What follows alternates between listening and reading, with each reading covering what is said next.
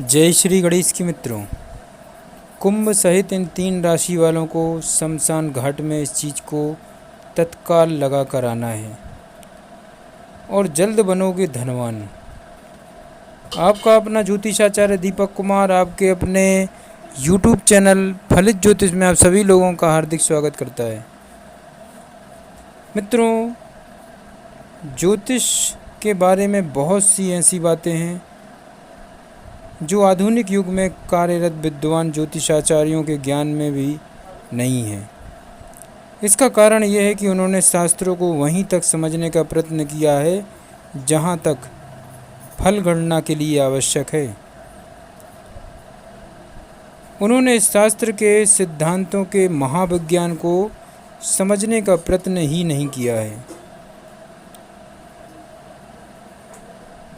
मित्रों, शमशान घाट जो कि शिव का स्थान होता है, साक्षात महाकाल वहाँ विराजमान होते हैं और छोटे छोटे ऐसे महा उपाय हैं जिनको करके इंसान धन धान्य से परिपूर्ण हो सकता है, किंतु विश्वास के साथ अगर किया गया ये कार्य अवश्य ही कुंभ सहित इन 3 राशि वालों को धनवान बनाकर रहेगा।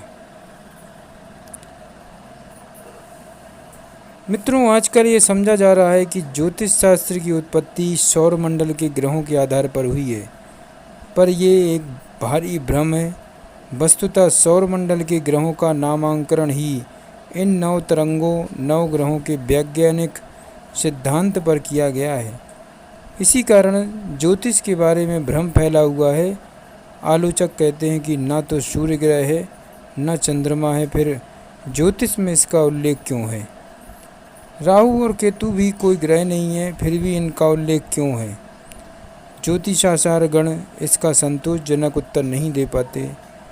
वस्तुतः ज्योतिष के 9 ग्रह, योग के 9 चक्र और 9 की संख्या की उत्पत्ति का आधार एक ही है।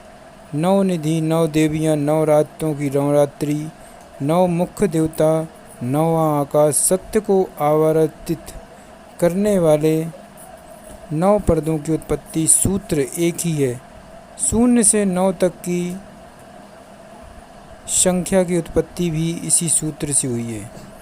इसी से अनंत की शाखाएं बनती हैं। इसी प्रकार 0 से 9 तक की तरंगों से इस ब्रह्मांड में अरबों अरब रूपों का अवतरण होता रहता है।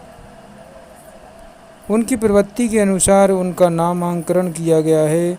ये 9 ग्रह हमारे अंदर भी हैं और प्रवृत्ति के अनुसार सौर मंडल के ग्रहों की शक्ति के अनुसार अपनी शक्ति को बदलते रहते हैं, क्योंकि हम सौर मंडल में ही और हमारी उत्पत्ति इसी के तरंगों के योग से होती है। तो मित्रों, कुंभ सहित इन 3 राशि वालों को वह कौन सी चीज़ है जिसको तत्काल जाकर शमशान घाट में लगाना है। उसके पहले मैं आप लोगों से कुछ ज्योतिष के गोपनीय सिद्धांत हैं, मैं उनके बारे में भी चर्चा करूंगा। मित्रों, बहुत से लोग यह प्रश्न कर सकते हैं कि जब प्रत्येक इकाई में केवल 9 मुख्य बिंदु होते हैं तो सौर मंडल के 9 बिंदु कौन कौन से हैं। प्राचीन ज्योतिष में तो केवल 7 ही ग्रह माने जाते थे, जिनमें चंद्रमा एक उपग्रह है।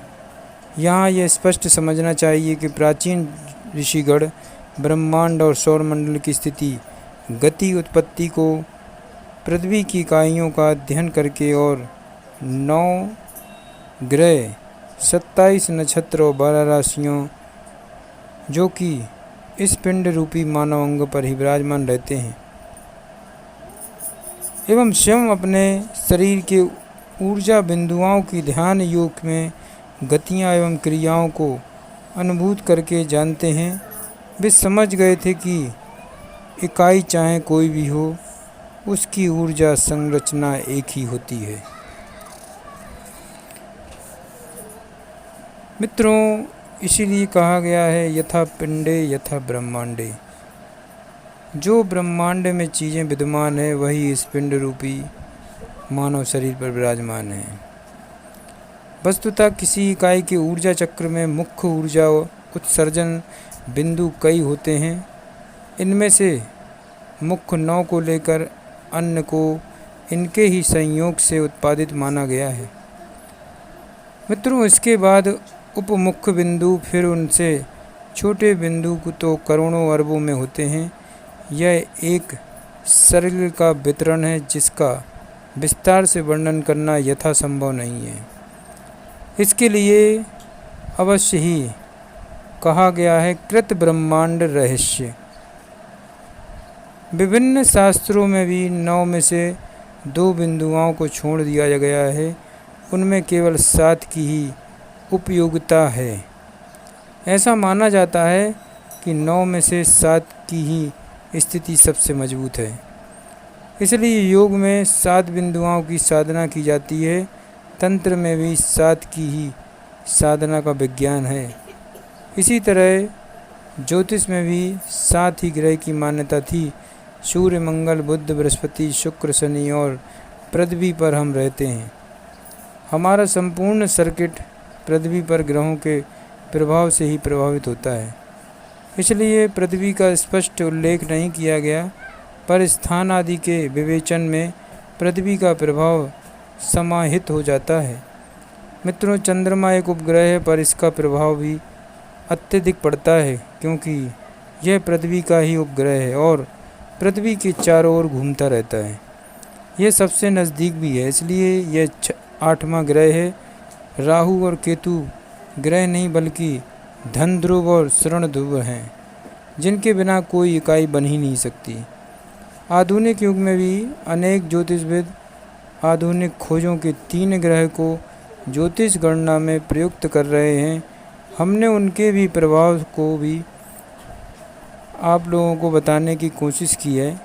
इन ग्रहों के पृथ्वी पर प्रभाव का किसी ने भी वास्तविक ज्योतिष अध्ययन नहीं किया। इनका फल सिर्फ अनुमानित एवं गणितीय तर्क पर आधारित है। मित्रों, कुंभ राशि के स्वामी शनि होते हैं एवं दूसरी राशि आती है वह है कन्या राशि। इनका स्वामी बुध होता है। तीसरी राशि आती है मित्रों, वह है मिथुन राशि। इनका स्वामी भी बुध होता है। ये 3 राशि वाले लोग अवश्य ही शमशान घाट में जाकर के अपने हाथों से एक छोटा सा पीपल का पौधा लगाकर जरूर आएं। ये काम रात्रि 12 बजे के बाद करना है और अकेले जाना है, पीछे मुड़कर नहीं देखना है। अवश्य ही आपके जीवन में धन की बारिश होगी। जय श्री गणेश की।